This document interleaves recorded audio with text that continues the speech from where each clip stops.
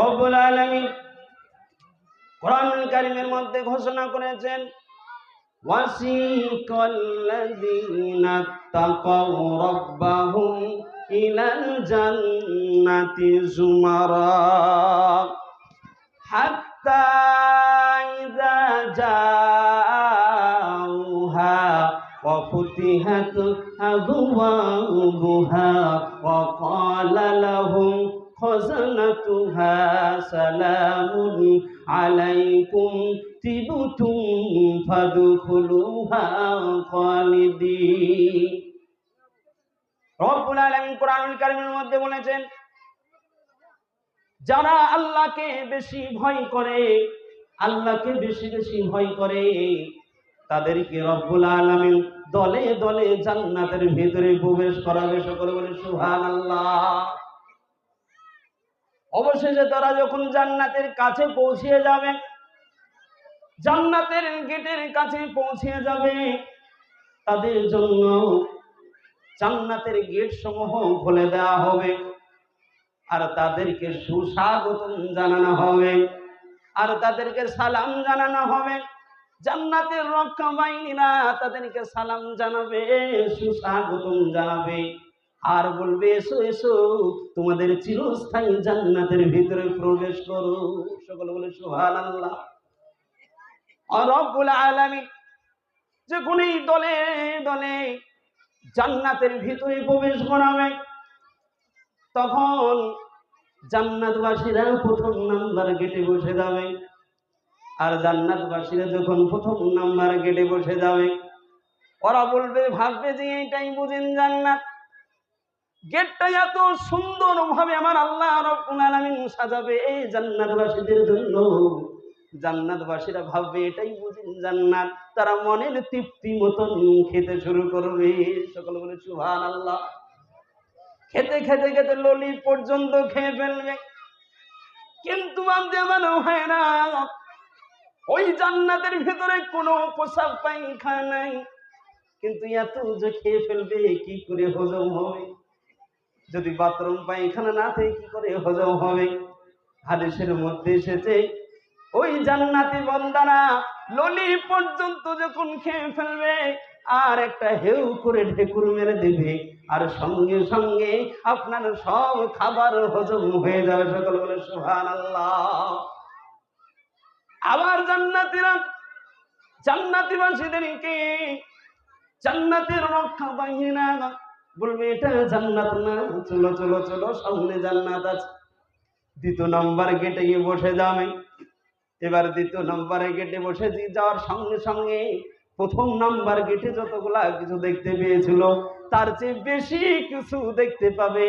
আবার মনের মতন তৃপ্তি সহকারে খেতে শুরু করবে। সকলে বলে সুবহানাল্লাহ। তৃপ্তি সহকারে যখন খেতে শুরু করবে, তখন ওই জান্নাতবাসীরা আবার ললি পর্যন্ত খেয়ে ফেলবে। খেতে খেতে আবার ঢেকুর মেরে আবার সঙ্গে সঙ্গে খাবার হজম হয়ে যাবে। আবার জান্নাতি রক্ষা বাহিনীরা, জান্নাতের ফেরেশতারা হাঁকে হাঁকে বলবে, চলো চলো, এটা জান্নাত না, সামনে জান্নাত আছে। অবশেষে জান্নাতের ভিতরে যখন পৌঁছে যাবে আর পৌঁছানোর সঙ্গে সঙ্গে দেখবে যে এত ভালো কিছু দেখবে, যে এত সুন্দর জায়গা দেখবে, এত ভালো জায়গা দেখবে, খাওয়ার অনেক কিছু দেখতে পাবে। তারা আত্মহারা হয়ে যাবে। কিন্তু জান্নাতের মধ্যে কোনো অশান্তি থাকবে না, কিন্তু একটাই অশান্তি থাকবে, যে আমরা যে এই সময়টাকে, যে সময়টা বিনা জিকিরে কাটিয়েছি, যে সময়টা ভাইসা কথা বলে কাটিয়েছি, যে সময়টা আমরা চায়ের দোকানে বসে আড্ডা ঠুকে কাটিয়েছি, ওই সময়টার ব্যাপারে কাল কিয়ামতের দিন জান্নাতের ভিতরে ঢুকে জান্নাতবাসীরা আফসোস করতে থাকবে আর জান্নাতীরা বলতে থাকবে, হায় আল্লাহ, সেই দিন আমরা যদি সেই সময়টা যে বিনা জিকিরে কাটিয়েছি, এই সময়টা যদি আমরা জিকির করে কাটাতাম, একবার যদি সুবহানাল্লাহ বলতাম আর একবার যদি আলহামদুলিল্লাহ বলতাম, তাহলে সঙ্গে সঙ্গে সুবহানাল্লাহ বলার সঙ্গে সঙ্গে জান্নাতের ভিতরে একটা গাছ লাগিয়ে দেওয়া হয়। সকলে বলে সুবহানাল্লাহ। জান্নাতবাসীরা অবশেষে জান্নাত দেখে আত্মহারা হয়ে যাবে।